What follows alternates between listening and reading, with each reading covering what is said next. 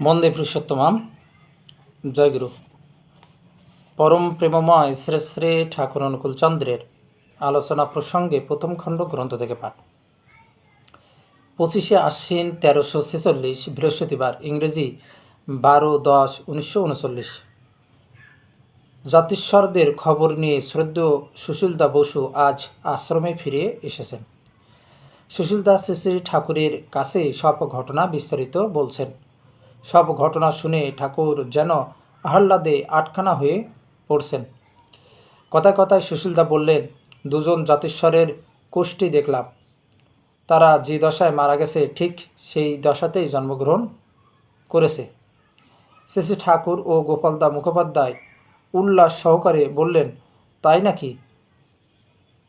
আমরা আগে যা আশ করেছিলাম তাই তো হয়েছে। শ্রী শ্রী ঠাকুর, গোপাল, দেখতো দেখি ভালো করে, অনেক আগেই তো তোকে এ কথা বলেছিলাম।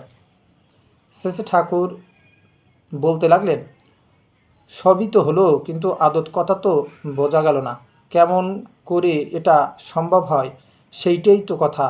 জগতে এই তো প্রবলেম, সমস্যা, এত বড় প্রবলেম, সমস্যা আর কিছু নেই। আর খুব যে অসাধারণ একটা কিছু তাও তো মনে হয় না। টুকটা যদি কোনোভাবে বের করা যায় তাহলে তো কাম ফর্সা। এইটি হলে মানুষের সব হয়ে যায়। যা পাওয়া যায়নি তার জন্য আর চিন্তার কারণ নেই। কনসিয়াস এন্টিটি, চেতন সত্তা তো রইলই। বিয়ন্ডকে ইনভেইট করা, অপ্রাপ্তকে পাওয়া কঠিন কিছুই নয়। সুশীলদাকে বললেন, আপনি কাল থেকে সব জায়গায় চিঠি লিখতে শুরু করেন। বুদ্ধিস্ট মেডিটেশন, বৌদ্ধ মতে ধ্যানের পদ্ধতি বইটা, এই বইতে নাকি পূর্বজন্মের স্মৃতি উদ্রিক করবার পন্থার নির্দেশ আছে, খোঁজ করুন। সুশীলদা একজন সাধুর কথা বললেন, তিনি গাছের পাতা খেয়ে জীবন ধারণ করেন। শ্রী শ্রী ঠাকুর, আমরা তো খাওয়া নিয়ে কত বাড়াবাড়ি করি, অথচ কত সহজে খাদ্যের সমস্যা মেটানো যায়। শ্রী শ্রী ঠাকুর যেন আজ মেতে গেছেন। বারবার সুশীলদাকে ডাকছেন, একই কথা বারবার শুনছেন, সবাইকে ডেকে শোনাচ্ছেন।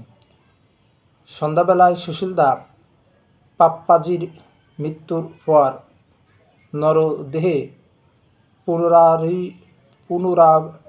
পুনরাবির্ভাবের বৃত্তান্ত বর্ণনা করছিলেন। শ্রী শ্রী ঠাকুর, তাহলে আতিবাহিক দেহ ছাড়া আর কিছু নয়? প্রফুল্ল, আপনার নাকি পূর্বজন্মের বৃত্তান্ত মনে আছে? শ্রী শ্রী ঠাকুর, কি জানি, তা কল্পনা কি না বুঝতে পারি না, তবে যেন স্পষ্ট মনে হয় আমি আর কর্তামা নদীতে একটা নৌকায় বেরিয়েছি। চারিদিকে কত কাসিম। কর্তামাকে এ কথা জিজ্ঞাসা করেছি, কর্তামা আমার কথা উড়িয়ে দিয়েছেন। আমার মনে পড়ে একসময় পাহাড়ের পাদদেশে ছিলাম, একটা পাথরের উপর আমি বসতাম, সামনে দিয়ে পূর্ববাহী ছোট নদী বয়ে যেত, সেখানে লাল লাল সুন্দর পথ। আমার একটা বউ ছিল, সে আমাকে খুব ভালোবাসত। এখন গেলে সে যেন এখনও আমাকে চেনে। এখানে 5টা স্টার আছে। এ জন্মের কথা মনে হয় যেন ভূমিষ্ঠ হয়েছিলাম একটা ঘরে, সেখানে মিটমিট করে আলো জ্বলছিল। মা বলেছেন যে ঠিক ওরকমই নাকি হয়েছিল। আমি কত কি বোধ করি, সব রিয়েল, সত্য মনে হয়। অচানক কত কথা মনে জাগে, আগে বলতাম না, এখন 2-1টা বলি। ইসিওটো প্লাজমিক বডি, কারণ দেহ সম্বন্ধে আবার কথা উঠল। শ্রী শ্রী ঠাকুর, জার্ম প্লাজম, জনন কোষ থেকেই তো বডি, শরীর। তার বিয়ন্ড এ, অতীতে যে বডি দেহ, তাই গ্যাসিয়াস জিনিসটা, মানে গ্যাস জিনিসটা যখন লিকুইড তরল হয়, স্টিম বাষ্প যখন কনডেন্সড ঘনীভূত হয়ে ভ্যাপিয়ার এর জলকণার রকমে আসে, তখন আমরা ফর্ম আকারটা দেখতে পাই।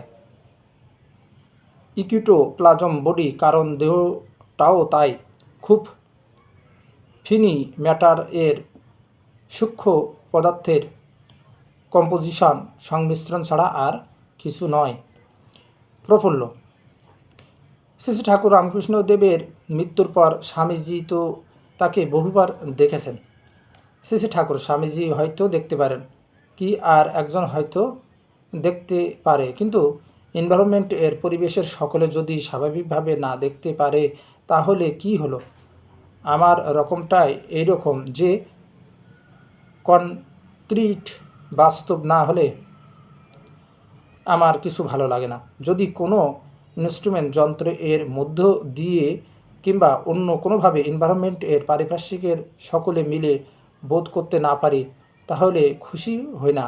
তাই আমার কথাগুলির মধ্যে বোধহয় ফিলোসফি, আর্ট, রিলিজিয়াস সব কিছুর সায়েন্স এ মার্চ করে গেছে। দর্শন, কলা, ধর্ম সব কিছু বিজ্ঞানের সাথে মিলে আছে। শেষে ঠাকুর অমর ভাইকে ঘোষ গ্রামের এক ভদ্রলোকের বাড়িতে 1 মণ চাল সংগ্রহ করে দিয়ে আসতে বললেন চালটা যেন ভালো হয়। শ্রী ঠাকুরকে বিশেষ একটা ভীষণ দর্শন সম্বন্ধে প্রশ্ন করাতে তিনি বললেন, আমি একদিন কাশীপুরের রাস্তা দিয়ে আসছি, দেখছি চারিদিক জ্যোতিতে ছেয়ে গেছে। চারিদিকে সব দেবীরা গান করছেন। দুটো লাইন পঙ্কোক্তি আগে আমার মনে ছিল, অনেকবার বলেছিও, এখন স্বাগতম এই পথটা আমার শুধু মনে পড়ে। রাস্তা দিয়ে হাঁটতে হাঁটতে একদিন বেদবনের মধ্যে ঢুকে গিয়েছিলাম, কোনো খেয়াল থাকতো না। চলছি, পথ ঘাট না দেখে সিধে হাঁটতাম। কেউ বলে দিতে চেতনা আসতো। এখনও অনেক সময় মনে হয় আমি বুঝি গাছ হয়ে আসি। ঘোড়ার পিঠে চাবুক মারতে নাকি শ্রী ঠাকুরের পিঠে দাগ পড়ে গিয়েছিল। তার কারণ জিজ্ঞাসা করাতে বললেন, একজনকে হুচট খেতে দেখে যেমন আমরা ব্যথা বোধ করি, এও সেই ধরনের ফিলিং। বোধটা এত স্ট্রং, তীক্ষ্ণ যে without physical stimulus nerve irritated হয়, ভৌতিক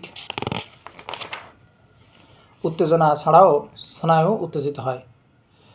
যেমন নাইট পলিউশন, স্বপ্নদোষ, মনে হয় যেন সেক্সুয়াল ইন্টারকোর্স, যৌন সংস্রব হচ্ছে, কিন্তু প্রকৃতপক্ষে তা হয় না। তবু সিমেন ডিসচার্জ, বীর্যপাত হয়।